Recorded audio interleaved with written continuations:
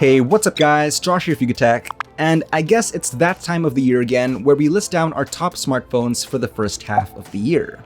Now, we recently came up with our top picks for under 10,000 and 20,000 pesos, but this time we're checking out our best picks for mid-range smartphones under 30,000 pesos. Here are our parameters. All phones in this list have been launched in the first half of 2021 and are officially or readily available here in the Philippines. The prices range from 20,000 to 30,000 pesos. And last but not least, we have them arranged by price from highest to lowest. So without any further delay, let's get started. First on our list is the Xiaomi Black Shark 4. Launched late March of this year, this gaming smartphone is meant for power-savvy users. The Black Shark 4 uses a 6.67-inch display, has a refresh rate of up to 144 Hz, and has HDR10 Plus support, while underneath the hood is powered by a Snapdragon 875G CPU paired alongside an Adreno 650 GPU, 6, 8, or 12 GB of RAM, and up to 256 GB of internal storage. It also comes with a 4,500 mAh capacity battery and up to 120 watts of super fast charging capability, being able to reach 100% in less than 20 minutes.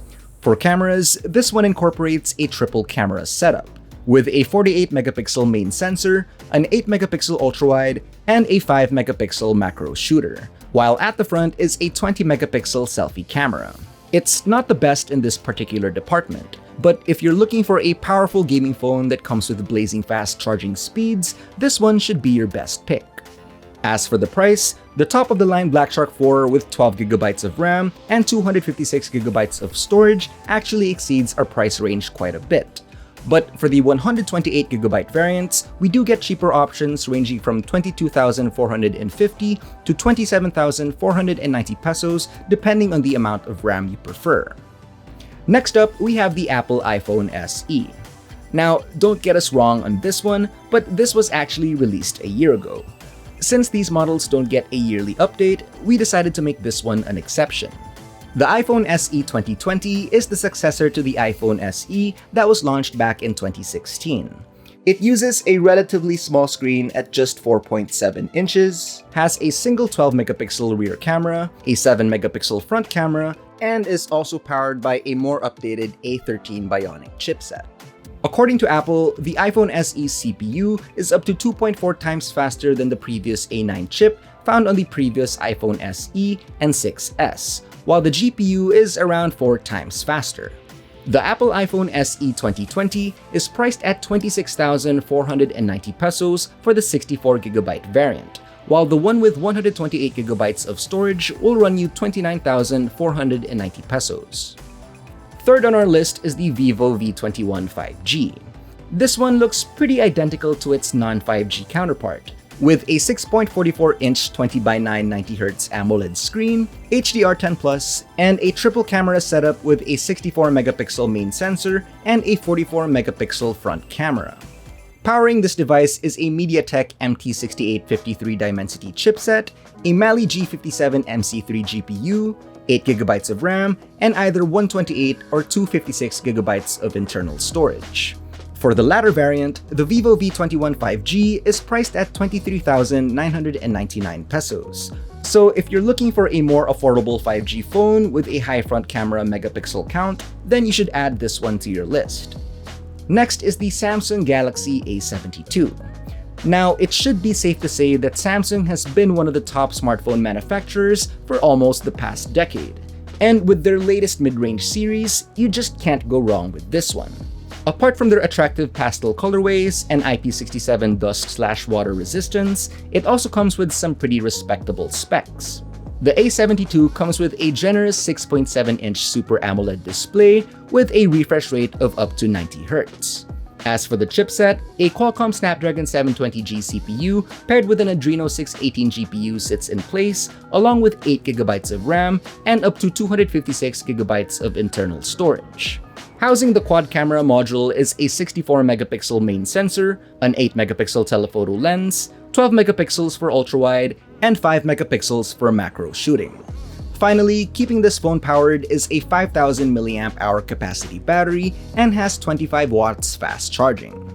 As for the price, the Samsung Galaxy A72 costs 23,990 pesos for the 8 plus 2 56GB configuration, while the one with 8GB of RAM and 128GB of storage is priced at 22,490 pesos. The Samsung A52 5G, on the other hand, is the smaller sibling of the A72.